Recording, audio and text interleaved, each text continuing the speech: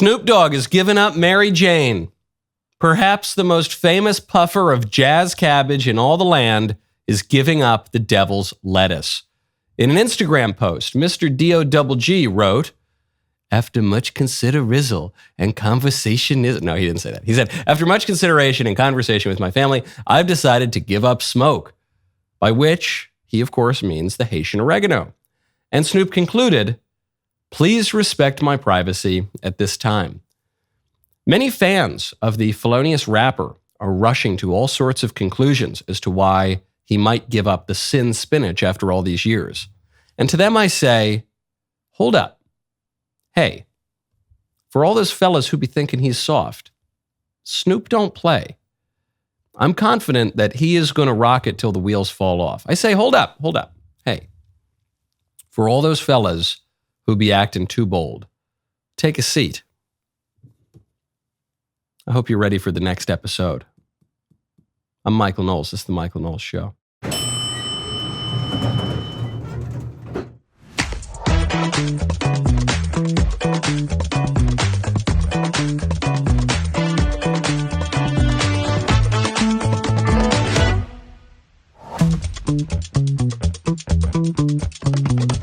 Welcome back to the show. For those just listening, I want to make it perfectly clear. I am implying that Snoop is going to switch to smoking Mayflower cigars. That is, I know if you're watching it, you saw me point at the box. I don't want anyone to miss my implication here. Also, speaking of pop culture, Joe Rogan and The Rock are trashing Joe Biden. We'll get to that in just a moment. First, though, speaking of people who are obviously under the influence of mind-altering drugs, the libs have gone from trashing America to endorsing some of America's enemies, to undercutting America's position in the world, to now outright endorsing Osama bin Laden, the latest TikTok trend. This gal, she goes, me, when I got news in 2011 that we got him. Yes, yeah, great. 2023, reading Osama's letter to America, knowing he was right. He was right. Actually, before you even read the letter, I did want to mention, in reading the letter, I could only think of this tweet that I saw the other day. Under settler colonialism, any kind of resistance is branded as terrorist because the only acceptable violence is violence by the occupier. So please keep that in mind when reading the letter. We really need to stop paying taxes because they ain't doing nothing but messing up everybody else, and America is the bully. And it's sad because they have brainwashed us. It says right there, a letter to America, in my opinion, take it or leave it. When in reality, we're the worst country in the planet. It is just insane because this letter is so well written and so reasonably structured in an argument. Like, you got to present your findings. You got to, you got to state your cause, all of that. Like, everything he said was valid. If you haven't read it, Osama bin Laden wrote this letter to America after the 9/11 attacks. And I guess Zoomers are just discovering that. I remember reading the letter many, many years ago, but the Zoomers have just discovered it. But they seem to be selectively reading the letter. I'm very excited for the libs who are promoting the letter to America by Osama bin Laden.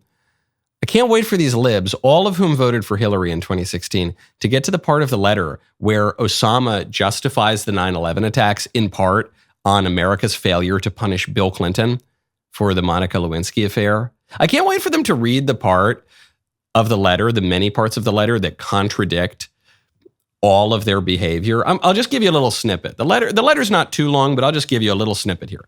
Osama bin Laden, in the letter to America, writes, "Why are we fighting and opposing you? What are we calling you to, and what do we want from you? Because you attacked us and continue to attack us. You attacked us in Palestine. Palestine, which has sunk under military occupation for more than 80 years. The British handed over Palestine with your help and support to the Jews who have occupied it for more than 50 years. Okay, that's the part that the libs like, because the libs are anti-colonialism, anti-imperialism, anti-settler, anti-white people, anti-British, anti-American, and anti-Jew. Okay, they like that part. Keep reading, though. The people of Palestine are pure Arabs and original Semites. It is the Muslims who are the inheritors of Moses, peace be upon him, and the inheritors of the real Torah that has not been changed. Muslims believe in all of the prophets, including Abraham, Moses, Jesus, and Muhammad. Okay, do they believe that part? Do they believe? There's obviously been a dispute for a long time between the Muslims who believe that they are the descendants of Abraham through Ishmael and the Jews who are the descendants of Abraham through Isaac. And, in the book of Genesis, it's pretty clear that those two lines are not going to get along very well. Then you add the Christians into the mix, the Christians who view the church as the fulfillment of the Old Testament and the fulfillment of the Old Covenant, and who view our Lord Jesus Christ as the new Adam, and who view the church as the new Israel, and things start to get really, really complicated here. Do the libs really, they believe in all of that? Maybe they do. They say, yeah, the Arabs, they're the real Semites, and the Jews, they're not. Okay, well, what about this one? You attacked us in Somalia, you supported the Russian atrocities against us in Chechnya, the Indian oppression against us in Kashmir, and the Jewish aggression against us in Lebanon. Yeah, that's right. Go get them. Osama, say the libs. That's right. Those Americans, they keep interfering in places all over the world. Okay, then though, you get a turn. This is why the American people cannot be innocent of all the crimes committed by the Americans and Jews against us. What are we calling you to? What do we want from you? The first thing is that we are calling you to Islam. So all these libs here, many of whom are Reddit tier atheists, I suspect. Do they agree with that part of the Osama letter? That they all need to convert to Islam? That Islam is the true religion and they all need to convert by the sword? Is that something tells me that the TikTok libs are not quite on board with that one? How about this one?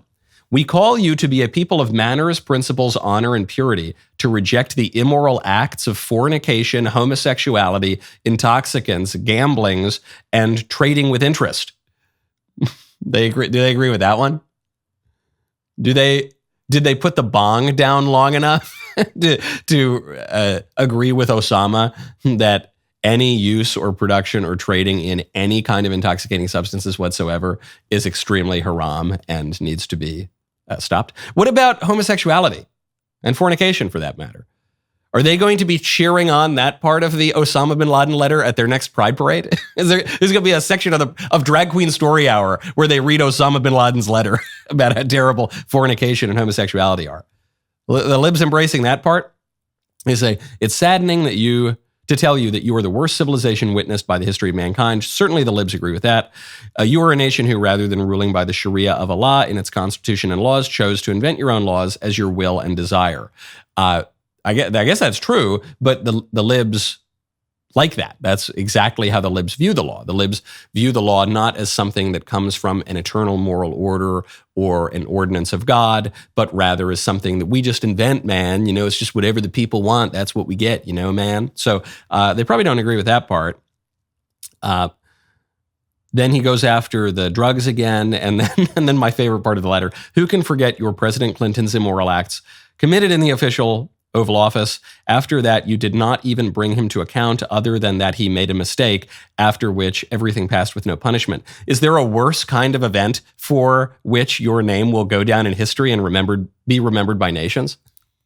I love that. All these libs who, if they were alive during the Clinton era, excused him, defended him, said that's his private life. Every man has the right to privacy when he's boinking an intern in the Oval Office. How dare you suggest otherwise? That's why we support Osama bin Laden now. It seems a little confusing. Not to put too fine a point on it, you don't actually have to hand it to Osama bin Laden. You never have to hand it to him. He doesn't have to have a point. It's okay. The libs, though, are attracted to the letter by bin Laden, in part because they hate America and he hates America, so the enemy of my enemy is my friend. But also in part, I think, for the same reason that young men living in Great Britain 10 years ago, young men who maybe were immigrants or the children of immigrants, but who grew up in perfectly bourgeois British middle-class lives, decided to give it all up and join ISIS. Forget about the immigrant people. Even the white guys. There were white people who would go join ISIS. Why? It seems insane. Why would you leave Britain or France or America even to go fight for some Islamic militant group? Because you read that letter by the by Osama bin Laden or any of the radical Muslims, and you see that these people believe in something. They believe in something beyond mere physical comfort. And that is attractive. But unfortunately, those guys never ask the next question, well, what is it that they believe in? Yes, there's something beyond the material world, but what is it that they believe in? Is what they believe in true, or is what they believe in false? Is what they believe in good, or is what they believe in wicked? And furthermore, what should we believe in? Are we all just going to become Muslims because Osama bin Laden told us to? I don't think so. Maybe, I don't know. It's more compelling than just sit around on your iPhone and believe in nothing, I guess. But the reason that the libs in the year of our Lord 2023 can post a TikTok trend like this and be swayed by the ravings of a Muslim terrorist from 20 years ago is because we don't know what we believe anymore. We had a religion too. We had a civilization too. We had beliefs beyond the physical comforts of this world too. And we have consistently given them up for intoxicating drugs, for weird sex stuff, for derelict behavior, even among our most prominent politicians. We did give all that up. And now we have a crisis of faith and a crisis of identity. And as the cliche goes, if you don't stand for something, you will fall for anything. We got to talk about these things. When you want to talk, you got to check out Pure Talk. Right now, go to puretalk.com/Knowles. If you're looking for a killer Black Friday deal, I've got one for you. A free Moto G 5G phone from Pure Talk. No gimmicks, no trade-in necessary. Just sign up for Pure Talk's unlimited talk, unlimited text, and 15 gig data. You can get all this for just $35. You will get the Moto G 5G phone for free. Phones these days cost so much money. Well, you get it for free. The new Moto G 5G boasts a 2-day battery life. That's outrageous. An exceptional quad-pixel camera, and a whole lot more. This is a great deal, but you will need to move fast because the phones will be sold out by the end of the month. So if your current phone is on the way out, upgrade for free with Pure Talk. Pure Talk gives you America's most dependable 5G network at half the price. Make the switch today. Go to puretalk.com/Knowles, Knowles, to get this exclusive offer and select the plan that is right for your family. That is puretalk.com/Knowles, Knowles, to claim your free Moto G 5G phone with a qualifying plan. That is puretalk.com/Knowles, Knowles. Pure Talk, simply smarter, wireless. Speaking of political activism, the governor of California, Governor Patrick Bateman, doing business as Gavin Newsom, has a new booster, maybe a new endorser, and that person would be President Joe Biden. I want to talk about Governor Newsom. I want to thank him. He's been one hell of a governor, man. Matter of fact, he could do anything you want. He could have the job I'm looking for. Whoa, hold on. Everybody knows that Gavin Newsom is running for president. He hasn't declared, but he is effectively running for president. He's traveling the country. He's talking to the press and saying, if only I were president. Haha, I'm just kidding. I'm just being sarcastic. But, if only I could be president, there'd be a lot of things I would do. And so what's going on here? Is Biden teasing him?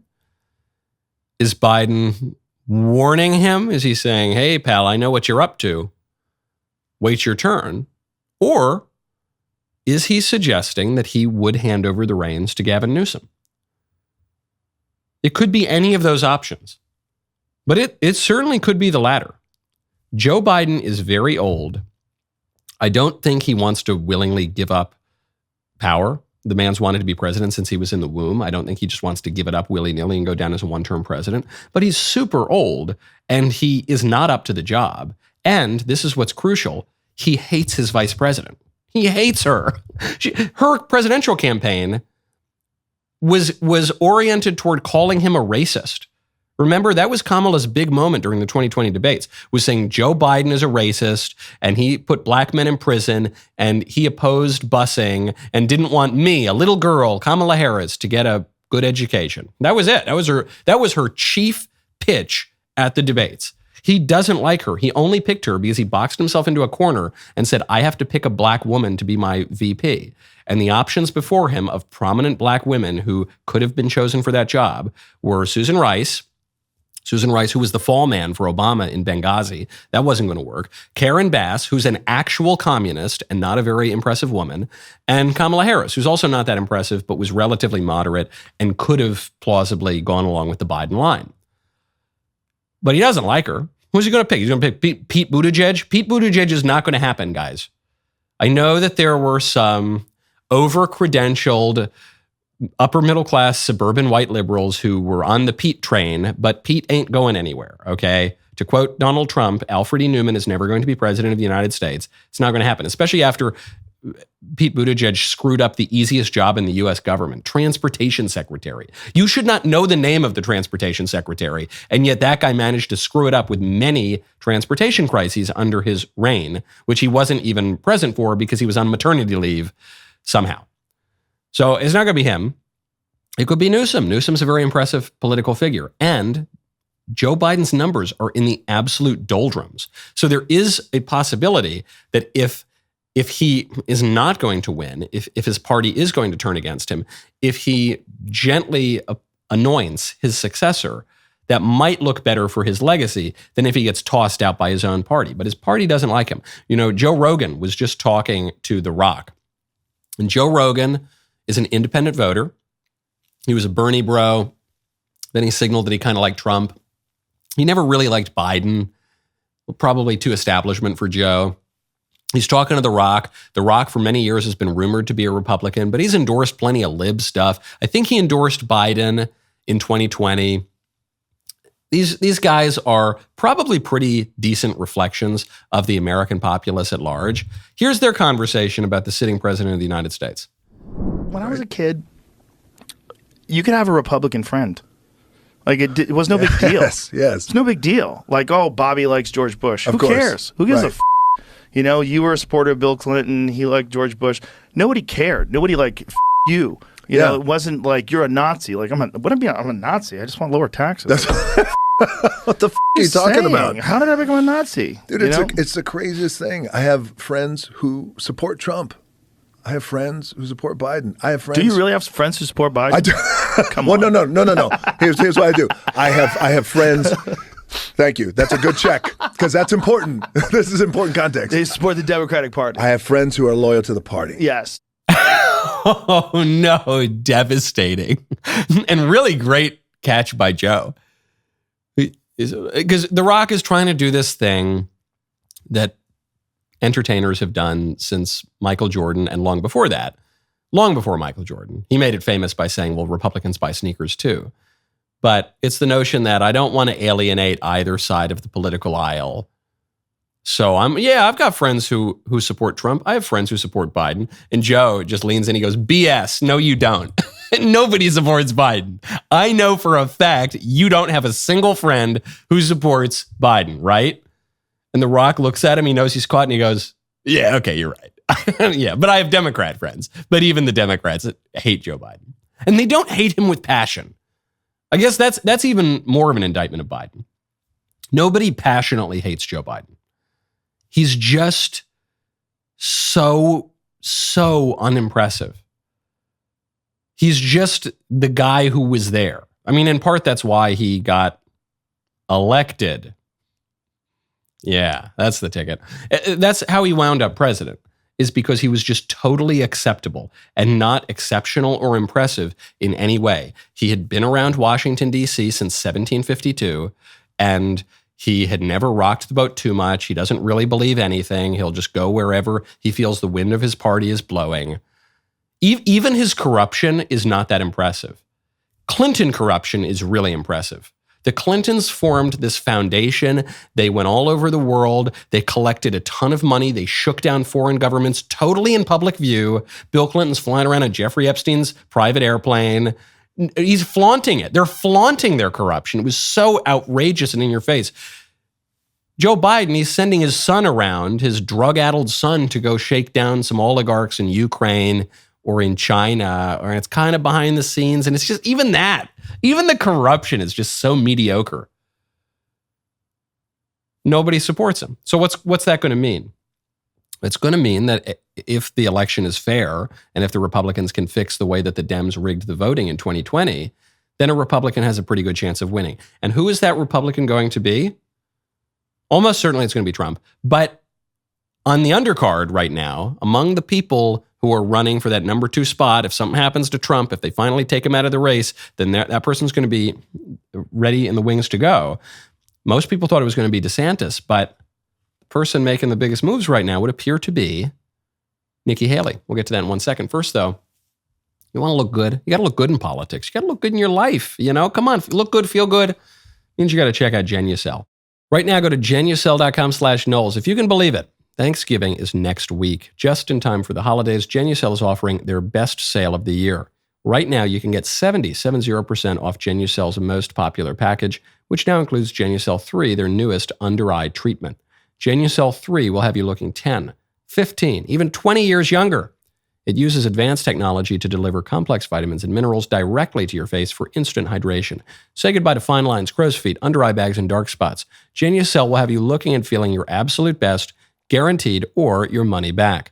No questions asked. Our talent manager, Tessa, loves using the Genucel under eye cream. A lot of people at this office love Genucel, but I can't tell you how good they all look because HR will yell at me if I do that. But Genucel, this is the real deal, man.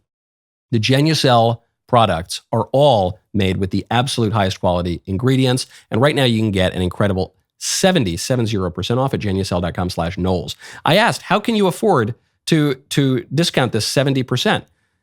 Is it just a big markup? And I was talking to the founder of the company, and he said, no, we're going to lose money when we do that, but we are so confident that you're going to love the products that you're going to keep getting the products for years and years into the future. Get results in 12 hours or less. The immediate effects are included for free. Genucel.com/Knowles, 70% off, plus free priority shipping. Genucel.com/Knowles. My favorite comment yesterday is from David Aloha 5084, who says, if an American statesman visited China, do you think they would hang red, white, and blue banners to make him feel more at home? They would if America were China's biggest creditor. They probably would. That's an under-discussed aspect of the story of San Francisco being painted red for Xi Jinping. Everyone, they clean up the city. For years, we're told we can't clean up San Francisco. We need to let the homeless, drug-addled criminals run roughshod over all innocent people and have filth throughout the streets. And then they find out that the communist dictator of China is coming to town. Whoop, overnight, boom, here we go. Everything's clean. Then they've got red flags hanging from the buildings. Yeah, well, in part, that's because the liberals like Chinese communists more than they like us. But two, China's our creditor, man. They own a ton of our debt. We need them to keep lending us money, or we won't be able to sustain our bloated and decadent empire. So yeah, if the roles were reversed, they probably would hang a little red, white, and blue in the streets. That's how empires work. Back to the presidential race. Nikki Haley surging, and she is going after one man in particular, and that would be Mr. Vivek Ramaswamy. What happens? He comes out of the gate. He hits the female chair of the party. He hits the female anchor on the platform. And then he hits me. And I'm not saying anything. I ain't saying, I'm just saying. But he might have a girl problem. I'm just saying he might have a girl problem. So Nikki and Vivek obviously do not like each other very much. Vivek, in the last debate, called Nikki Haley Dick Cheney in 3-inch heels. At one point, he went after Nikki's association with the defense industry. And then the part that really got under her skin, after she had attacked him for being on TikTok, or her campaign had attacked him or something like that, he went after her and said, well, your daughter was on TikTok. At which point she said, you are scum on the debate stage. And now she's saying, he's got a problem with women, basically. So a lot of conservatives are going to recoil against this and say, oh, Nikki, that's a liberal tactic. You're playing the woman card? This is some feminist stuff you'd see out of the Democratic Party. Come on, give me a break. But my answer to that is, I don't know, why shouldn't she play it? Why not? It's politics. This is a dirty business. This is a dirty, nasty business. They're all going to rip each other apart. And so if that is a card that Nikki's got up her sleeve that she thinks is going to work, I don't know. It's a tactic. I don't know. It's not a tactic that I would use, in part because I'm a man. But, she's a woman and can play that card. Okay, fine. If I were advising her campaign, I would have cautioned against that a little bit. Because I would say, well, Republicans don't like identity politics. They don't like the feminist stuff. I just don't think it's going to be effective. But it would appear that I would have been wrong in that advice because Nikki's campaign is doing great. It's not doing great in that Donald Trump is still 50 points above everybody, just about. But it's doing great relative to the rest of the undercard. Nikki is surging. And according to a new Emerson poll, Nikki is now in second place in New Hampshire. Ron DeSantis is down to fourth place in New Hampshire. Now, the real headline of the poll is Donald Trump has 49% in New Hampshire. So statistically, half of New Hampshire voters in a field that's still, 6 people? I guess Tim Scott's dropped out, so now it's 5 people. Trump still has 50% of the vote. It's not even close. But Nikki is now in second place. She's got 18 points. And she's ahead of everyone else, including Ron DeSantis. So the field is winnowing. And I always feared this would happen for DeSantis, who I really like, who I really support, who I think is a really good politician. But as I've said before, I won't belabor the point. He was kind of a man without a home because the thing that made him so great is the pitch that he was Trump 2.0, bigger, better, faster, stronger, more disciplined, more this, more that. But his role in the race was to be the anti-Trump candidate, which the campaign seemed to believe meant he would have the best of both worlds. He could pull from the Trump supporters and he could pull from the political establishment. But in reality, he seems to have alienated both camps because the real Trump supporters support Trump. They got the OG in the race. They're not going to support the new guy. And the establishment doesn't like what Ron DeSantis has actually accomplished in Florida, which is being much more conservative, kicking the woke stuff out of the classroom, going after Disney, wielding the power of the state against corporations, sending migrants, sending the illegal aliens up to Martha's Vineyard. That's stuff that I love. Coming from the conservative wing of the party. But it's not going to win you any support among the never-Trumpers or the establishment. So then you're a man without a home, and someone like Nikki Haley, who has styled herself for her whole career as a much more moderate, centrist kind of Republican, she might be able to take that support. It's that old adage, if you stand in the middle of the road, you might get hit by a truck. There's at least clarity. I don't think that's going to work for Nikki Haley in the end. I still think Trump is going to keep his 50% and walk away with the nomination, barring some unforeseen catastrophe. But it could give her a better shot at second place. Now, on the Democrat side, there's another man running for president, potentially. That would be West Virginia Senator Joe Manchin. Are you seriously contemplating a run for the White House? I'm going to do everything in my power to make sure and mobilize that moderate, sensible, common sense middle. That could be a center left, center right. So it could be a person who is involved in the grand old party forever. But they basically say, well, you know, my Democrat friends over here, the old blue dog Democrats, the middle's gone. There's not many of us centrists left. And if I can reinvigorate that, and I said, I will do everything that I possibly can. I'm totally, absolutely scared to death that Donald Trump would become president again. I think we will lose democracy as we know it. I do just want to stick with what your thinking is right now. Just to clarify, just to put a fine point. I know you haven't made any decisions, but are you considering running for president? I will do anything I can to help my country. Is that a yes? And you're saying, does that mean you would consider it? Absolutely. Every American should consider. If they're in a position to help save the country, I think we're on the wrong course. So I will do everything possible. He wants to run. He obviously wants to run. And he apparently explored a no labels run as an independent candidate. Now he could run as a Democrat. To me, the key here, the key figure in his thinking is not Joe Biden. To me, the key figure in his thinking is RFK Jr. Because RFK Jr. is styling himself as a 1960s Democrat. I'm a Kennedy Democrat, you know? Look, my name's Kennedy. I'm a Kennedy Democrat, and I'm a little more moderate and a little more centrist, and that's why you should vote for me. And Joe Manchin's looking at that and saying, hey, Bobby Kennedy, you're not a centrist.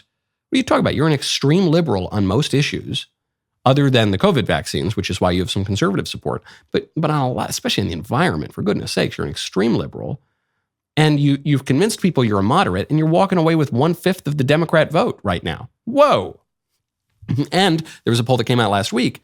In a 3-way race, you put a real dent. You're a real player in this race. Whoa. Well, if you're the fake moderate, what about me? I'm an actual moderate. I'm Joe Manchin. I'm the centrist guy. Everyone likes me in the Senate. I'm like a big, cool football quarterback. You know, I'm the guy in high school that everybody likes, even the Democrats and the Republicans. I pal around with everybody. Maybe I should run.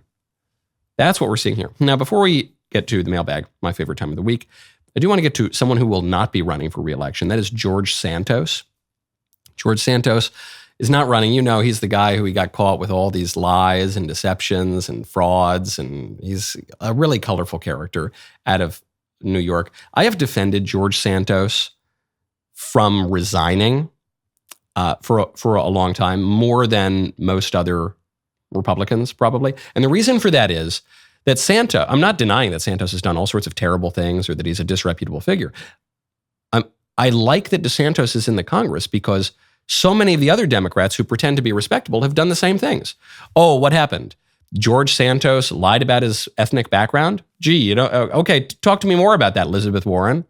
Oh, George Santos had some corrupt financial dealings? Oh, tell me more about that, Joe Biden. What I liked about Santos in the Congress is that he just exposes the iniquity and the hypocrisy of the libs, which I think is terrific. But I'm not calling on him to resign, but he says he's not going to run for re-election because of this ethics probe. I do want to point out, while I get a kick out of Santos because he is a meme and because he shows the Democrats for what they are, fraud is really bad. The stuff he's accused of, and it seems like there's good evidence of, is not only that he defrauded people, but that he defrauded his benefactors and that he appears to have a consistent track record of doing this for his whole life. And that is really bad. Fraud, treachery, defrauding your benefactors in particular is, in the Divine Comedy, the very lowest of all sins. That puts you in the very pit of hell, being gnashed in the mouth of Satan, because it is a sin against love and against voluntary love. And it's just so profoundly evil. And so I don't want to gloss over that. He's funny. He's a meme. I get a kick out of it. I'm not going to call on him to resign. But I'm not upset that he's not running for re-election. It's all fun and games until you're being gnashed in one of the mouths of Satan in the Lake Cocytus, the Cocytus River in the very pit of hell. Then it's a little bit less funny. Black Friday is coming, and the Daily Wire has the best deals around. Starting Monday, get 50% off a Daily Wire Plus membership and all kinds of amazing deals on Jeremy's Razors products and tons of merch from our Daily Wire shop. There is something for everyone. Go to dailywire.com/Black Friday and get the full guide to all of our Black Friday deals. Do not forget to tune in all next week, find out more. Remember, these deals start on Monday, run through Cyber Monday, but we will sell out fast. Do not wait. Get the guide and start checking off your holiday shopping list. One more time, dailywire.com/Black Friday for the best deals of the year. All right, it's time for the mailbag. This mailbag is sponsored by Pure Talk. Go to puretalk.com/Knowles, K-N-O-W-L-E-S, today to claim your free Moto G 5G phone with a qualifying plan. Take it away. Hello again, Mr. Knowles. It is Daily Wire's favorite bass player coming at you with another question. Congratulations on the cigars, by the way. As an avid cigar aficionado myself, and you being the inspiration for me starting a cigar club in the unofficial Daily Wire Discord, I wanted to wonder, would you ever consider going on a cigar tour to have cigars with the fellow creme de la creme? I can happily say that I've had a cigar with Mr. Davies in this Discord. I know you would probably get swarmed by fans if you were to partake in such a thing. But would you ever consider bringing your cigars to a local cigar shop in states across the country and sell tickets for people to sit down and have a cigar with you? Or would that be too risky? Anyway, I'll let you know what I think of the Mayflower once I receive it. Thank you. I think that's a great idea. I think that's a really great idea, and I'd love to do it. I am a fixture at cigar lounges all around the country. Truly, when I go to a new city, anywhere in the country, really anywhere in the world, certainly in the country, though, the first thing I look up, where's the nearest cigar bar? Because usually I'm traveling to go give a speech or do some political event, or even if I'm traveling just for pleasure with my family, once the kids go to sleep, I'm probably going to want to go have a cigar. And so it's the first thing I look up. So I've been to, I'm not saying I've been to every cigar lounge in the country, but I've been to a disproportionate number of them throughout these beautiful United States.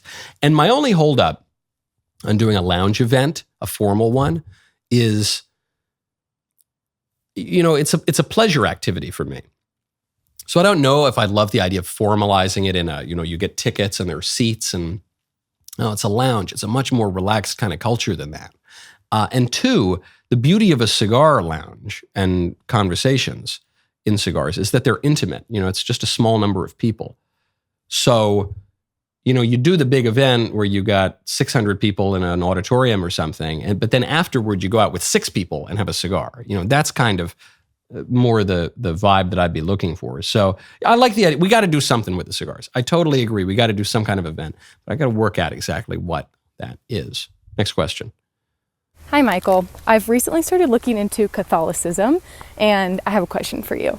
So I grew up as an evangelical, and the biggest reservation I've had with Catholicism was that pretty consistently growing up, I noticed that my Catholic peers seemed to know the rituals, know the surface level stuff. But beyond that, there were some pretty major gaps in their biblical knowledge.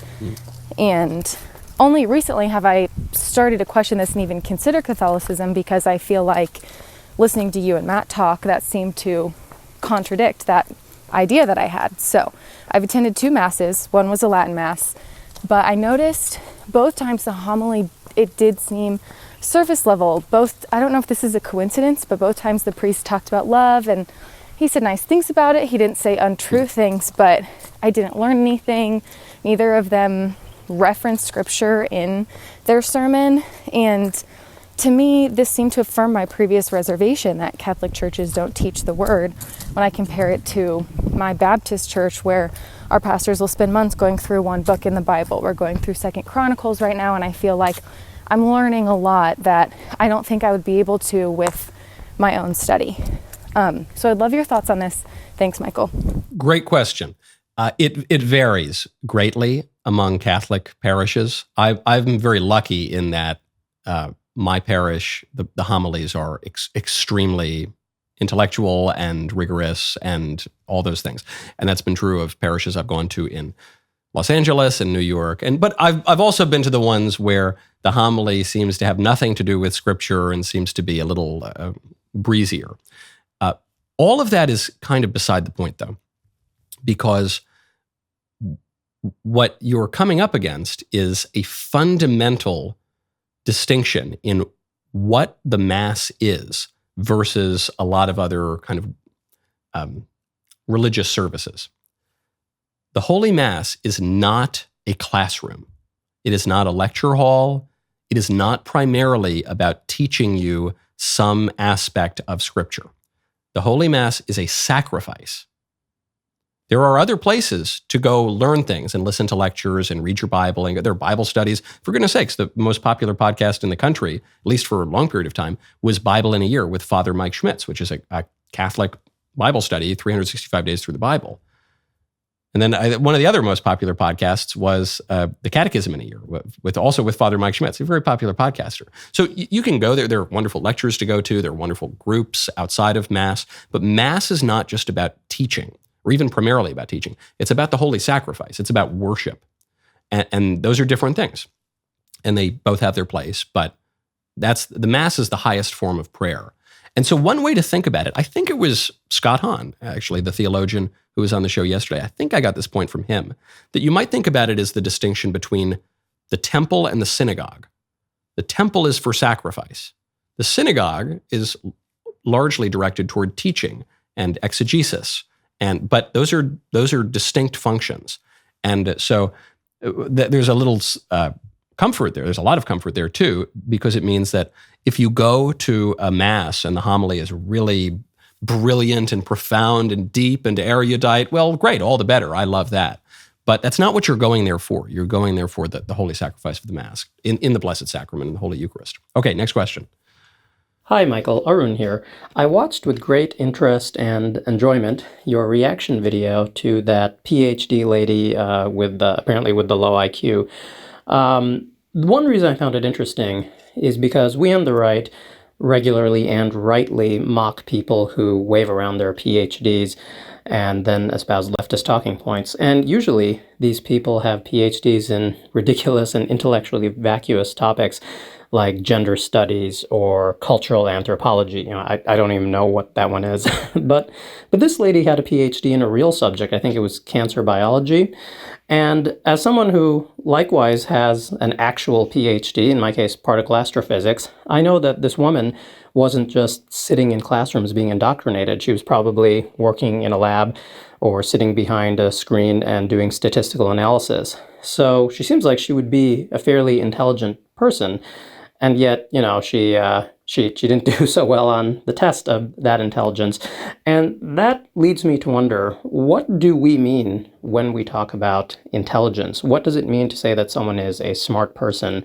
And I'm not talking about wisdom here. I'm just talking about, what we think of as intelligence.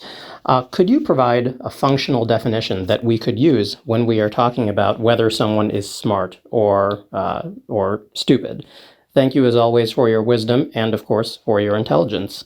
Well, thank you very much, Arun. Excellent question, as always. To the first part of your question, I just don't know how she ended up in that program. I don't know how she graduated from that program. I agree with you that if you have a PhD in cancer biology or particle astrophysics, you are much more likely to be, certainly particle astrophysics, you're much more likely to be intelligent than someone who has a PhD in some fake nonsense critical studies department. But even in the harder sciences and the more serious academic disciplines, the universities have, over the last many decades, lowered standards because they insist on social engineering and filling the ranks with certain politically correct groups. And so I just don't know how rigorous her education was. I don't remember exactly which schools she went to. I don't remember how much active recruiting of whatever politically correct aggrieved group she can check the boxes for took place at that school. I don't know how much of her work and publications is actually her own work and how much of it is she just put her name as a co-author on some paper. So there is a lot of wiggle room in there for someone to get that kind of a credential without really having the intellectual fortitude to do it herself. But as for a working definition of intelligence, it would seem to me that the intellect is the highest faculty of the soul, and that it ultimately comes down to discerning truth from falsehood. So you are keenly drawing a distinction between intelligence and wisdom. I'm not sure that they're quite so easily separated.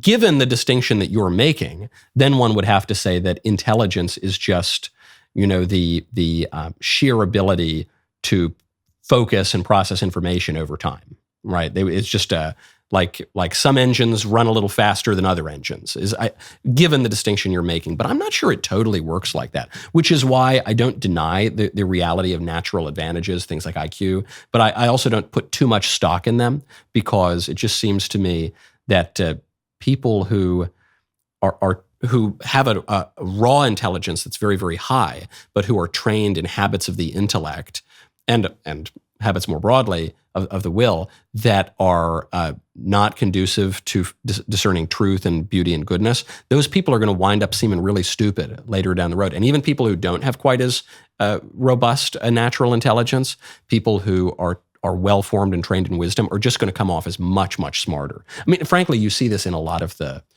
I travel to a lot of universities. The universities that supposedly have the absolute highest tippity-top standards when it comes to SAT, ACT, standardized testing, a lot of those kids come off as pretty dumb because they don't know anything. I mean, they're the things they know, they don't know very well.